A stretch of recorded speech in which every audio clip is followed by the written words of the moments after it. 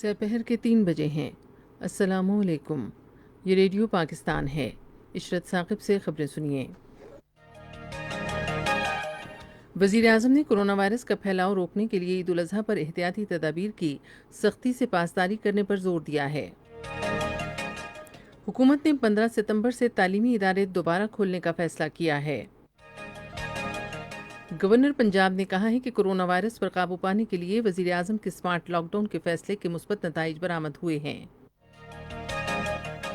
ملک میں گزشتہ 24 گھنٹے کے دوران کرونا وائرس سے مزید 61 افراد جاں بحق ہوئے ہیں، جبکہ 3359 افراد میں اس وائرس کی تشخیص ہوئی ہے۔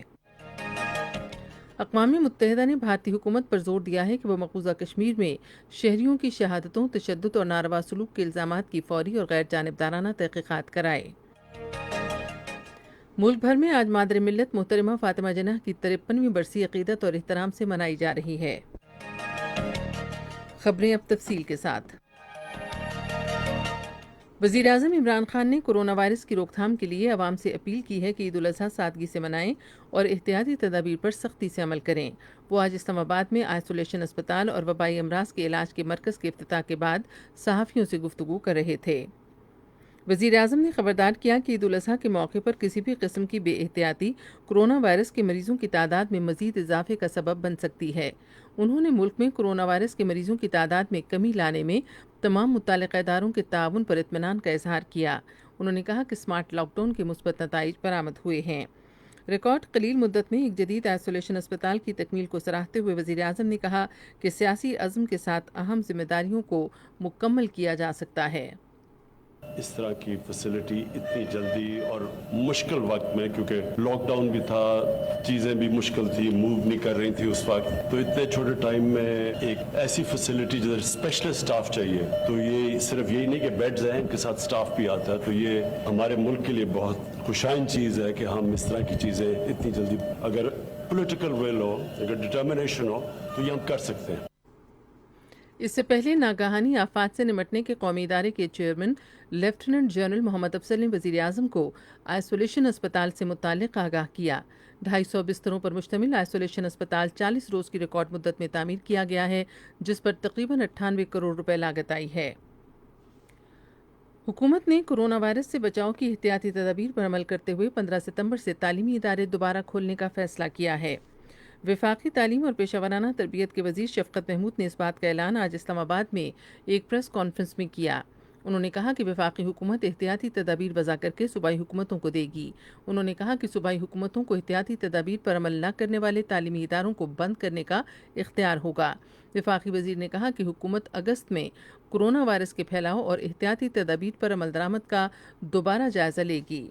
ہم اگست کے پہلے ہفتے میں اور پھر اگست کے تیسرے ہفتے میں یا سپٹمبر کے پہلے ہفتے میں دوبارہ جو صحت کے انڈیکیٹرز ہیں ان کو مد نظر رکھ کے جو فیصلہ کیا ہے تعلیمی اداروں کو کھولنے کا 15 سپٹمبر سے، اس پہ 2-3 دفعہ ہم آپس میں بیٹھ کے مزید مشاورت کریں گے اور دیکھیں گے کہ جس طرح وقت گزر رہا ہے اس میں صحت کے انڈیکیٹرز ہیں ان کا کیا حال ہے، اور یقیناً اگر ارلی سپٹمبر میں یا لیٹ اگست کے اندر اگر صحت کے معاملات ٹھیک نہیں ہوتے تو پھر نہیں کھلیں گے۔ پنجاب کے گورنر چودھری محمد سرور نے کہا ہے کہ کرونا وائرس پر قابو پانے کے لیے وزیر اعظم عمران خان کے سمارٹ لاک ڈاؤن کے فیصلے کے مثبت نتائج برآمد ہوئے ہیں۔ آج لاہور میں جاری ایک بیان میں انہوں نے کہا کہ حکومت عوام کو سہولتوں کی فراہمی کے لیے بھرپور اقدامات کر رہی ہے۔ گورنر نے عوام سے اپیل کی کہ وہ کرونا وائرس کے خلاف احتیاطی تدابیر کی پاسداری کریں۔ پنجاب کی وزیر صحت ڈاکٹر یاسمین راشد نے کہا ہے کہ صوبے میں سمارٹ لاک ڈاؤن کی پالیسی کے بعد کرونا وائرس کے مریضوں کی تعداد میں نمایاں کمی آئی ہے۔ نجی نیوز چینل سے گفتگو میں انہوں نے کہا کہ اعداد و شمار ظاہر کرتے ہیں کہ اسپتالوں میں کرونا وائرس کے مریضوں کی تعداد کم ہوئی ہے، جبکہ اموات کی شرح بھی گزشتہ دنوں کے مقابلے میں کم ہے۔ صوبائی وزیر نے خبردار کیا کہ اگر لوگوں نے عید الاضحیٰ پر احتیاطی تدابیر کی پاسداری نہ کی تو کرونا وائرس کے مریضوں کی تعداد میں کمی کے بجائے اضافہ ہو سکتا ہے، جس طرح عید الفطر پر ہوا تھا۔ خیبر پختونخوا کے وزیر اعلیٰ محمود خان نے کہا ہے کہ حکومت صوبے میں کرونا وائرس کا پھیلاؤ روکنے کے لیے تمام وسائل بروئے کار لا رہی ہے۔ آج تیسرے پہر پشاور میں کورونا کے لیے قائم کیے گئے ایک نئے اسپتال کا افتتاح کرتے ہوئے انہوں نے کہا کہ حکومت نے عوام کو کورونا وائرس کی عالمی وبا سے محفوظ رکھنے کے لیے مختلف علاقوں میں سمارٹ لاک ڈاؤن کیا ہے۔ ابتدائی طور پر اسپتال ہائی ڈیپینڈنسی یونٹس اور آئسولیشن وارڈ سمیت 60 بستروں پر مشتمل ہے، جسے اس مہینے کے آخر تک 110 بستروں تک بڑھایا جائے گا۔ محمود خان نے کہا کہ کورونا وبا کے علاج کے لیے مخصوص اسپتال عالمی معیار کے مطابق قائم کیا گیا ہے۔ ملک میں کورونا وائرس سے صحت یاب ہونے والے مریضوں کی تعداد میں اضافہ ہو رہا ہے اور اب یہ تعداد 1,45,311 ہو گئی ہے۔ National command and operation centre کے مطابق ملک میں اب متاثرہ مریضوں کی تعداد 90,554 ہو گئی ہے۔ گزشتہ 24 گھنٹے کے دوران 24,333 افراد کے ٹیسٹ کیے گئے، جن میں 3,359 افراد کے ٹیسٹ مثبت آئے۔ اس دوران کورونا وائرس سے مزید 61 افراد زندگی کی بازی ہار گئے۔ ملک میں 435 مراکز میں کورونا وائرس کے لیے 1,568 وینٹی لیٹرز مختص کیے گئے ہیں۔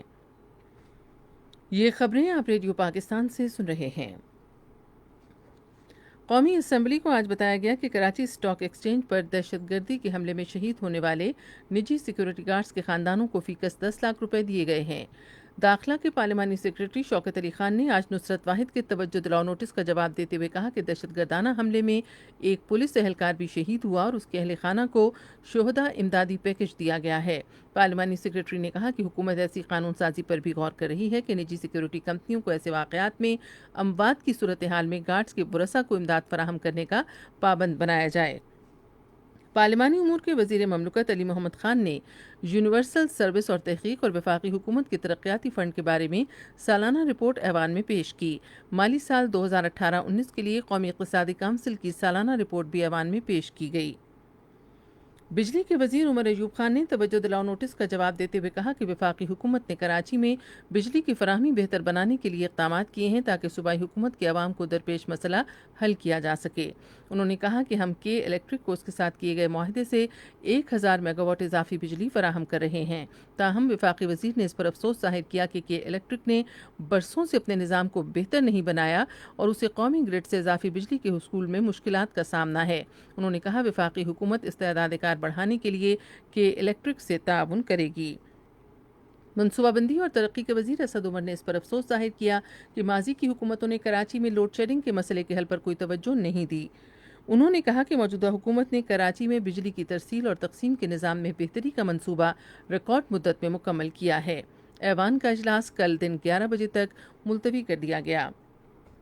پاکستان اور امریکہ نے تعلیم کے شعبے میں تعاون بڑھانے کی ضرورت پر زور دیا ہے۔ واشنگٹن میں پاک امریکہ تعلیمی تعاون کے بارے میں آن لائن مباحثے میں حصہ لیتے ہوئے امریکہ میں پاکستان کے سفیر ڈاکٹر اسد مجید خان نے کہا کہ تعلیم پاکستان اور امریکہ کے دو طرفہ تعلقات میں روشن ترین اور شاندار باب ہے۔ پاکستانی سفیر نے تعلیمی شعبے میں تعاون جاری رکھنے کی ضرورت پر زور دیا۔ اقوام متحدہ کے خصوصی نمائندے گزشتہ سال 5 اگست کو نریندر مودی کی فسطائی حکومت کی طرف سے مقبوضہ کشمیر کی خصوصی حیثیت منسوخ کرنے کے بعد سے بھارت کو بھیجا گیا اپنا تیسرا مراسلہ منظر عام پر لائے ہیں۔ اپنے مراسلے میں اقوام متحدہ نے بھارتی فوج اور پولیس کی طرف سے طاقت کے بے جا استعمال اور دوران حراست اور قید کشمیریوں کے ساتھ ناروا سلوک پر گہری تشویش ظاہر کی ہے۔ ملک بھر میں مادر ملت محترمہ فاطمہ جناح کی 53ویں برسی آج عقیدت اور احترام سے منائی جا رہی ہے۔ مزید تفصیل ریڈیو پاکستان کے کراچی کے نمائندے محمد وقاص کی اس رپورٹ میں۔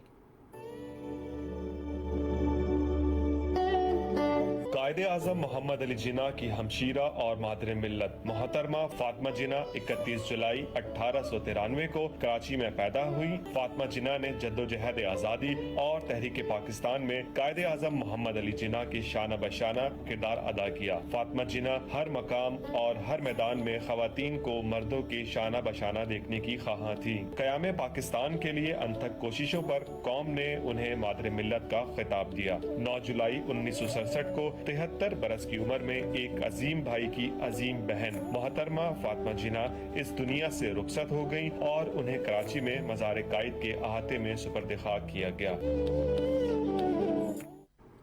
ریڈیو پاکستان آج تیسرے پہر 4:05 پر اپنے قومی پروگرام میں مادر وطن محترمہ فاطمہ جناح کی برسی کے سلسلے میں ایک خصوصی فیچر نشر کرے گا۔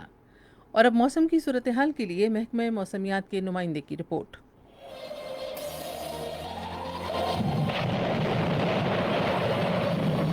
गुज़श्ता 24 घंटों के दौरान खैबर पख्तूनख्वा, कराची, बालाई पंजाब, कश्मीर, बलोचिस्तान में आंधी और गरज चमक के साथ बारिश हुई। सबसे ज्यादा बारिश खैबर पख्तूनख्वा, बालाकोट में 47, काकूल में 32, जबकि सरजानी कराची में 31 मिलीमीटर, जबकि नॉर्थ कराची में 33 मिलीमीटर बारिश रिकॉर्ड की गई। आइंदा 24 घंटों के दौरान भी मुल्क के ज्यादातर इलाकों में मौसम गर्म और मरतूब रहेगा। तहम आज शाम रात बालाई पंजाब, ज़ेरी सिंध, खैबर पख्तूनख्वा, इस्लामाबाद, कश्मीर और गिलगित बल्तिस्तान में आंधी और गरज चमक के साथ बारिश का इम्कान है, जबकि श्रीनगर, जम्मू, वादी अली, पुलवामा, अनंतनाग, शोपियां और बारामूला में तेज हवाओं और गरज चमक के साथ बारिश का इम्कान है। खबरें ख़त्म हुई। मज़ीद खबरों और तज़ियों के लिए हमारी वेबसाइट है radio.gov.pk और आप फेसबुक के link radio Pakistan news official पर बराह रास्त वीडियो स्ट्रीमिंग भी मुलाहिज़ा कर सकते हैं।